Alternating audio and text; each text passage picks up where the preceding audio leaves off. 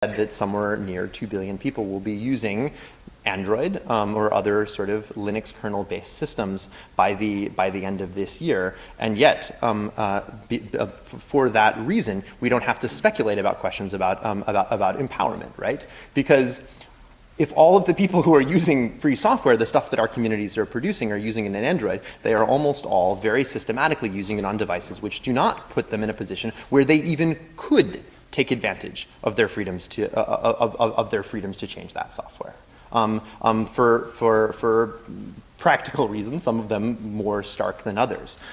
For one, a large majority of these devices, these Android devices and tablets and similar and phones, are locked down in a way that keep people from being able to change the software. Right?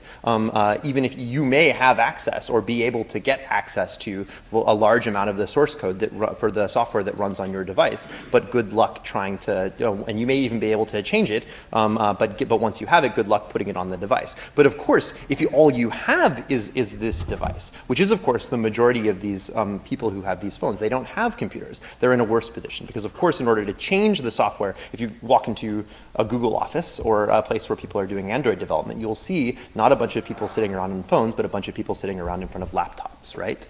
That in order to, that generally speaking, the devices which run the free software operating systems that most people have are not devices that even can change. In a couple different ways, the software that exists on them, right?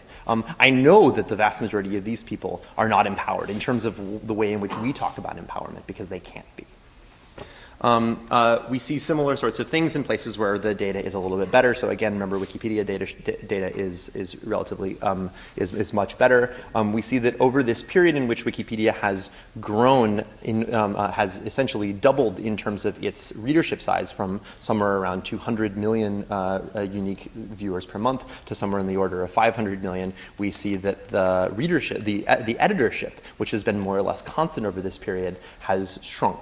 Has shrunk slightly. But even if it were completely the same, we would still see a move from a situation in which we went from a situation in which 1 in 3,000 readers of Wikipedia were involved in editing to a situation in which maybe 1 in 5,000 users of the site are involved in editing in some ways. And for lots of reasons, we have lots